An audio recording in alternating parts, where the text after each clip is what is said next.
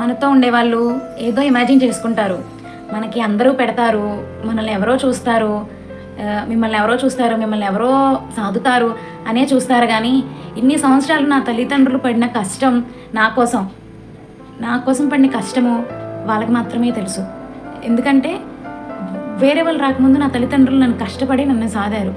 కానీ వాళ్ళు వచ్చాక వాళ్ళు మీకు పెడుతున్నారు, వీళ్ళు మీకు పెడుతున్నారు, వాళ్ళు సాధారణ వాళ్ళు ఇలా ఉన్నారు మీరు, వాళ్ళు చూడడం వల్ల ఇలా ఉన్నారు మీరు అని చెప్పి లేనిపోయినవి సృష్టించడం అనేది మన సరౌండింగ్స్లో బాగా ఉంది. కాబట్టి తెలియకుండా మాత్రం అసలు మాట్లాడబాకండి. ఎవరి ఫుడ్ వాళ్ళు సంపాదించుకోవాలి. ఈ రోజుల్లో ఎవరు పెట్టరు, ఎవరిది వాళ్ళు సంపాదించుకోవాలి. నాకు నా అమ్మ నాన్న ఉన్నారు, నాకు మా అమ్మ నాన్న చూసుకుంటున్నారు, మా నాన్న చూసుకుంటున్నాడు, మా అమ్మ చూసుకుంటుంది. ఎవరో వచ్చి మనకి చేయరు, ఎవరో వచ్చి మనకు ఉండరు, ఎవరో మనకి తీసుకొచ్చి డబ్బులు గట్ల ఆరబోయారు, మీరు హ్యాపీగా ఉండండి అని చెప్పి ఎవరి కష్టం వాళ్ళని పాయింట్అవుట్ చేసే లాగా మనం మాత్రం ఉండకూడదు. వాళ్ళని లేనిపోయిన సృష్టించేసేసుకొని ఇదే కరెక్ట్, వీళ్ళని ఎవరో పోషిస్తున్నారు అన్నట్టు మాట్లాడబాకండి. ప్లీజ్ తెలుసుకొనే మాట్లాడండి.